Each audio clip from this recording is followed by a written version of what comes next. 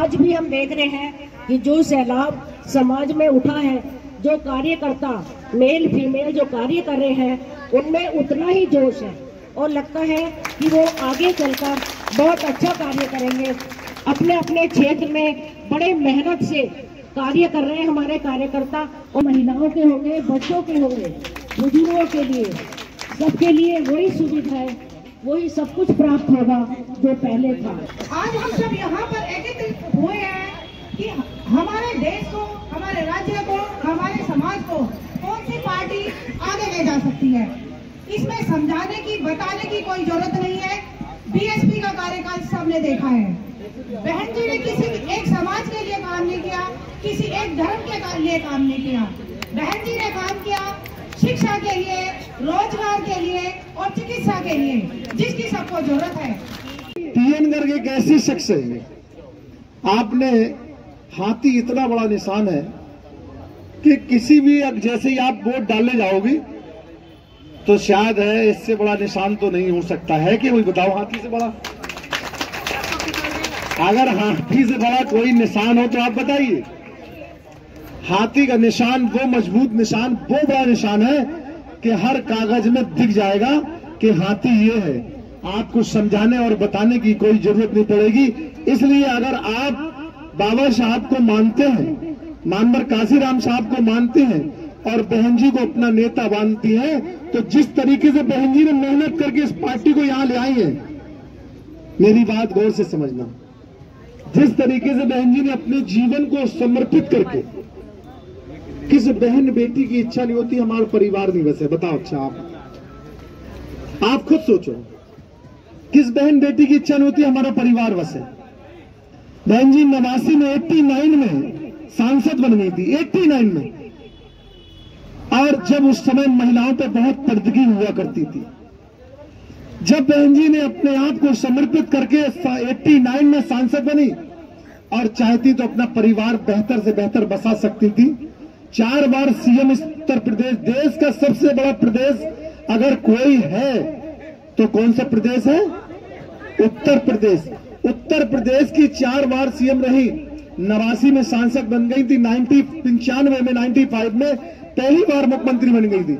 अगर चाहती तो अपना परिवार बसा सकती थी, लेकिन बहन जी ने कहा कि नहीं, ये बहुजन समाज के लोग ही मेरा परिवार है। मैं अपने इस बहुजन समाज में अपना समाज को, अपने जीवन को समर्पित कर दूंगा। ऐसी सोच कौन ला सकता? जब सब लोग महिलाओं की टीम बना लोगे तो ये देख लेना, अगर आपने ये मेहनत शुरू कर दी और 4 घंटे दे दिए तो जितने भी राजनीतिक लोग हैं वो कहीं भाई देखो हम तो यहाँ काम धंधा करने आए और वोट का काम हमारी महिलाएं कर रही हैं। तो आप देख लें, जिस दिन वोट डलेंगे तो सबसे ज्यादा श्रेय अगर किसी को मिलेगा तो बहुजन समाज पार्टी के पीएन गर्ग जीतेंगे और श्रेय केवल आप लोगों को दिया जाएगा। मैं दावे के साथ कह सकता हूँ। मैं आपसे झोली फैलाकर एक ही विनती, एक ही अपील करना चाहता हूँ, 13 नवंबर को ज्यादा से ज्यादा संख्या में निकलकर आप हाथी के चुनाव पर बटन दबाकर हाथी को जिताने का काम करें, जिससे बहन जी के हाथ मजबूत होंगे और बहन जी 2027 में मुख्यमंत्री बनेंगे। ये हमारा सपना है और 2027 में हम बहन जी को मुख्यमंत्री बनाकर मानेंगे। बहुजन समाज पार्टी बहुजन समाज पार्टी जीतेगा भाई, जीतेगा। आज महिला सम्मेलन हुआ था, महिला बड़ी संख्या में जो है कार्यालय पर नजर आई। किस तरीके से देखते हैं चुनाव को, क्या कहना चाहेंगे? देखिए, आज हमारी बहनों को सारी, आपने इतनी बड़ी तादाद में देखा है कि ये बहनें निकल कर आई हैं कि हम इस शहर वाली सीट से परिवर्तन करने के मूड में हैं। और महिलाओं के लिए जो माननीय बहन जी ने किया है, बेटियों के लिए जो किया है, यही बीएसपी की सरकार में बेटियों के लिए बहन जी ने 15,000 रुपये की साइकिल और 15,000 रुपये के अनुदान दिया था। और जो महिलाएं जो बेटियों को बोझ समझते थे, जो बेटियों को बोझ समझते थे कि बेटी पैदा होती थी उस दिन घर में खाना नहीं बनता था, महिलाओं को टोचने मारते थे। और जैसे ही अब बहन जी की सरकार में, जैसे ही महिलाओं में अगर कोई भी बच्ची पैदा होती थी उसको सबसे पहले 20,000 रुपये का अनुदान देकर उनको फिक्स डिपॉजिट दे दिया जाता है, जिसमें जब बच्ची बड़ी हो जाए तो वो अपने पैरों पे खुद खड़ी हो, उसको माँ बाप के लिए बोझ नहीं बने, उसकी शादी उसी फंड से हो जाए। ऐसी योजना बहन जी ने बनाई थी। आज तो ये लोग नकल कर रहे हैं, जितने भी उत्तर प्रदेश में और राज्य हैं। अगर बहनों को देने वाला, जो कहते नहीं कि लाडली बहन दुनियादारी, इन लोगों ने योजना, ये बहन जी की शुरुआत थी कि बेटी को कैसे, बेटी बढ़ाएगी तो बेटी पढ़ाएगी, बेटी पढ़ाएगी तो बेटी बढ़ाएगी। तो उत्तर प्रदेश नहीं, पूरे देश में अगर किसी ने सोचा है तो केवल बहन कुमारी मायावती जी हैं। उसी तर्ज पर देखते हुए आज ये महिलाएं चाह रही हैं कि बहन जी मुख्यमंत्री 2027 से बने, और 27 में जब मुख्यमंत्री बने तो हमारी बहन बेटियों के लिए बहन जी सोचती हैं हम। और जब भी सरकार रहती तो बहन और बेटी की हिफाजत रहती है, इज्जत हिफाजत में रहती, सुरक्षित रहते हैं। हर धर्म हर जाति के लोग अपने आप को सुरक्षित महसूस करते हैं, लाइन ऑर्डर मेंटेन रहता है, विकास की गति बहुत तेज से होती है। जितने भी एक्सप्रेस वे की अगर कोई नींव रखने वाली है तो बहन कुमारी मायावती जी हैं। आज उसी एक्सप्रेस वे की नकल कर रहे हैं लोग, लेकिन एक्सप्रेस की नींव किसने रखी है? अगर देश में झांक के देख लो तो बहन कुमारी मायावती जी की सिवा किसी ने रखी थी।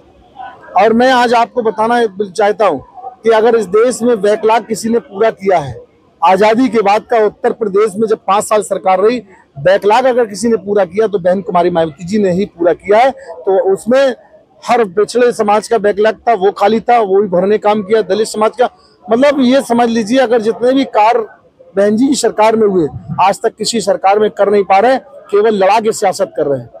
अगर धर्म का एजेंडा हटा दिया जाए, और जिस तरीके से आज सपा और भाजपा एक दूसरे पे जो टीवी में माहौल बनाने का काम करते हैं कि जनता को दिखाने के लिए, सही मायने में धरातल में कोई काम नहीं करता है। धरातल में अगर कोई काम करने वाली नेता है तो बहन कुमारी मायावती जी है। मैं स्पष्ट कह रहा हूँ कि आज जो ये बटोगे तो कटोगे, और दूसरा वो पीडीए के जुड़ेंगे, क्या क्या नारे दे रहे हैं, ये केवल सोची समझी रणनीति है। केवल दो भागों में चुनाव को बांटना, केवल 2 भागों में चुनाव बांटना। ये लोग बांटने की सियासत करते हैं और बीएसपी मिलाने की सियासत करती, इतना फर्क है। इसलिए उस चीज को महिलाएं भी समझ चुकी हैं, हमारी बहनों भी समझ चुकी हैं कि बीएसपी जोड़ने का काम करती है और ये लोग बांटने काम करते। तो बांटने और काटने की तो बात खत्म कर देंगे जब हम सर्वजन हिताय सर्वजन सुखाय की बात करते हैं। चुनाव प्रचार के दौरान बहन जी का भी आगमन हुआ था? नहीं, देखिए कभी भी बहन जी उपचुनाव में नहीं आई हैं, क्योंकि उपचुनाव हमारा कार्यकर्ता, बहन जी ने अपने कार्यकर्ताओं को इतना मजबूत कर दिया है कि कार्यकर्ता हमेशा जिस तरीके से फौज में हर दफे फौजी तैयार होता है, ऐसे बीएसपी का कार्यकर्ता भी हमेशा तैयार रहता है। आपने हुजूम देख रहे होंगे, आज जब मैं यहाँ देख रहा हूँ आप किस तरीके से सर्व समाज के लोगों का रुझान चेंज हो रहा है।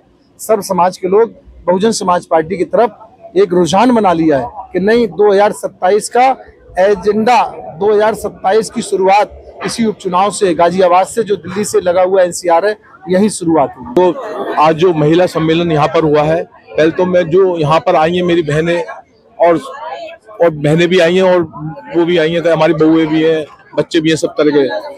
तो उन्होंने इस त्योहार पर समय निकालकर बहन जी के लिए पूरा समय दिया और बहन जी के हाथ मजबूत करने की इन्होंने कसम खाई है।